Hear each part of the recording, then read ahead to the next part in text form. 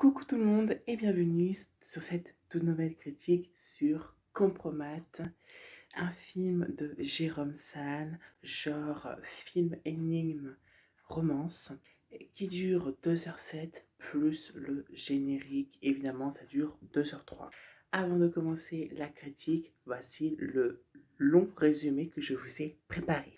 Russie 2017, Mathieu Roussel est arrêté et incarcéré sous les yeux de sa fille, expatrié français. Il est victime d'un compromat de faux documents compromettants utilisés par les services secrets russes pour nuire à un ennemi de l'État. Menacé d'une peine de prison à vie, il ne lui reste qu'une option, s'évader, rejoindre la France par ses propres moyens. Je vais vous faire une petite explication du film, vite fait, vraiment ça dure pas longtemps. L'histoire de ce film est librement inspirée d'une histoire vraie, dont les prénoms, des personnages ne sont pas leurs vrais prénoms, comme celui de Mathieu Roussel, le piégé du film.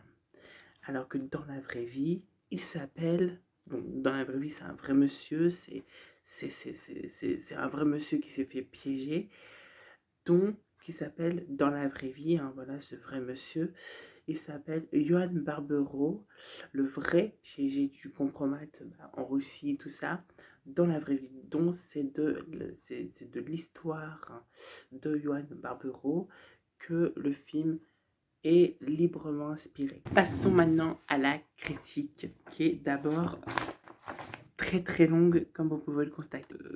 Bon, alors désolé si par contre on n'est pas vraiment dans le vrai décor. Bon, on est toujours dans ma chambre, vous en faites pas. Mais c'est juste que là, on est le soir. Disons que le soir, il n'a pas beaucoup de lumière du jour, parce que j'utilise la lumière du jour pour filmer. Du coup, moi j'ai juste mis mon téléphone sur mon lit avec une boîte pour tenir. Et grâce à la lumière et grâce un peu au filtre que j'ai mis, on me voit un peu plus clair.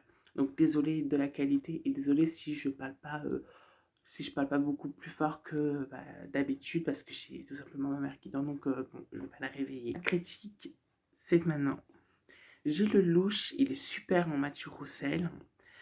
C'est lui qu'on va suivre tout le long du film. Les acteurs du film, ils étaient bien aussi, dont le film est en deux langues, si on peut dire ça, car il a des scènes, enfin, du moins une grosse partie du film où on va parler russe. Il va voir évidemment des sous-titres traduits en français, donc pour comprendre ce qu'ils disent. Donc il faut bien lire pour comprendre, voilà, si vous voulez comprendre le film, faut bien lire comme il faut ce qui se disent. Sinon, voilà, on vous aurait un peu du mal, mais bon, bref. Je me suis pas ennuyée de A à Z, vraiment, car le film, il est tellement intéressant, bien rythmé, et on est bien accompagné aussi avec les musiques qui sont présentes dans le film. On s'attache un peu à ce Mathieu Roussel, évidemment. Voilà, moi, personnellement, je me suis un peu attachée à ce personnage. Et t'as aussi un peu de peine pour ce qui lui arrive.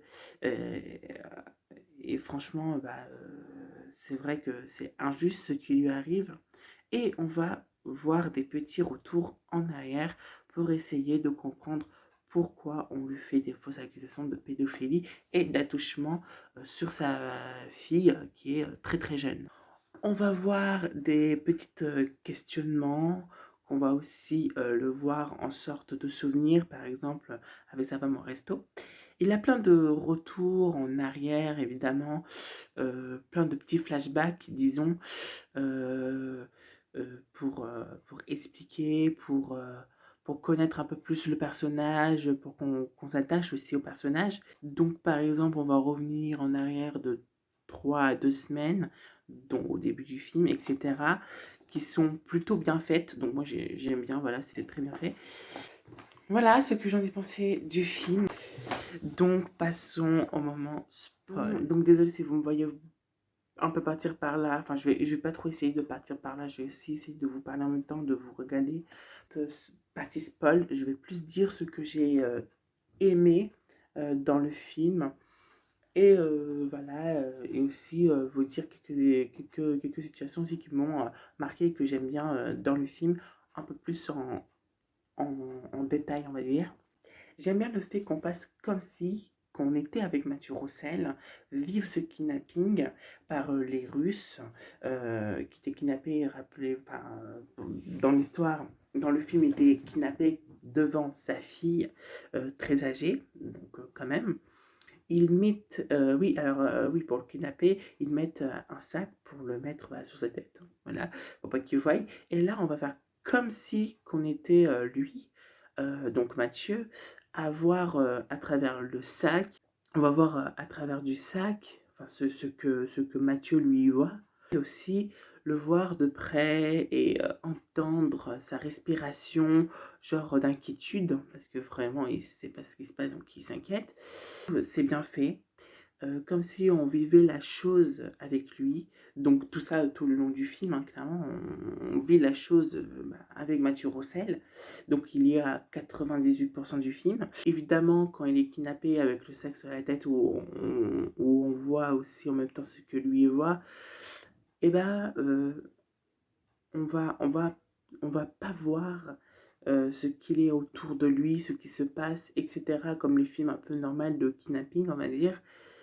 Non, on va découvrir ce qui se passe, enfin, on va découvrir l'endroit où il est Mathieu, où il était kidnappé, en même temps que Mathieu, donc jusqu'à où on enlève le sac de la tête de Mathieu, et ben on ne voit strictement pas là où on est. Voilà. Donc on vit le truc avec lui complètement. J'aime bien dans ce film, c'est que tout le long du film, on a l'impression de vivre l'histoire avec lui aussi. J'aime bien qu'on puisse voir quand il est en prison, bah, on va voir une scène avec sa femme au resto. Au fait, ça, c'est ce qu'il se demandait, qu'est-ce qu'il a fait de mal, alors qu'en fait, il n'a rien fait. Dans cette scène, ils ont réussi à lui faire questionner de ce qu'il a pu faire. Alors, il n'a rien fait de mal, comme je l'ai dit. Il est même victime d'un compromet. Donc, voilà, il n'a rien fait. Donc, c'est un peu normal parce qu'il cherchait à comprendre pourquoi il était en prison. Donc, c'est normal. Et on voit quand il est en prison, les relations qu'il y a avec les prisonniers. Quand je dis les relations, c'est pas positif, évidemment. Donc, un peu plus tard, ils vont découvrir ce que lui, il fout dans cette prison, alors que lui-même, euh, il ne sait pas pourquoi. Enfin, il sait pourquoi, mais il ne sait pas pourquoi il est là, vu qu'il a rien fait. Voilà. Donc c'est vrai qu'il y a des décors qui sont plutôt sympathiques aussi, que j'ai oublié de noter aussi. C'est un drame qu'il a vécu Mathieu Roussel. C'est un très bon drame, thriller, film anime, romance, voilà, pour ceux qui se fient au site, comme moi. J'espère qu'en tout cas cette vidéo vous aura plu. Si c'est le cas, n'hésitez pas à liker. Si vous avez aimé le film, n'hésitez pas à me mettre un petit pouce bleu et n'hésitez pas aussi à me dire en commentaire également ce que vous avez pensé du film. Et pour ceux qui n'ont pas encore vu le film, n'hésitez pas à aller le voir. Franchement, vous allez louper un bon truc. Vraiment, moi, je suis allée parce que déjà, Gilles Lelouch, il a fait Bac Nord, Adieu Monsieur Hoffman cette année. Non, Bac Nord, c'était l'année dernière, c'était l'été dernier, Bac Nord. Et Adieu Monsieur Hoffman, c'était cette année que j'ai bien aimé dans les deux films. Donc, dans Bac Nord, je l'ai bien aimé. Dans Adieu Monsieur Hoffman, je l'ai bien aimé. C'est aussi tiré d'une histoire vraie aussi, Adieu Monsieur Hoffman, si je ne me trompe pas. Vraiment, voilà. Donc, je me suis dit, bon, pourquoi pas aller le voir, découvrir. Et vraiment, c'est une très bonne découverte. Enfin, c'est une bonne découverte. C'est une bonne découverte pour moi parce que je m'attendais pas à autant aimer le film que ça. Donc voilà, je vous fais des gros bisous. N'hésitez pas à vous inscrire sur la chaîne YouTube. On est presque à 95 abonnés. Mettez la cloche de notification pour rien louper aux critiques et aux vidéos divertissantes que je fais sur ma chaîne YouTube. Des gros bisous. Moi, titing.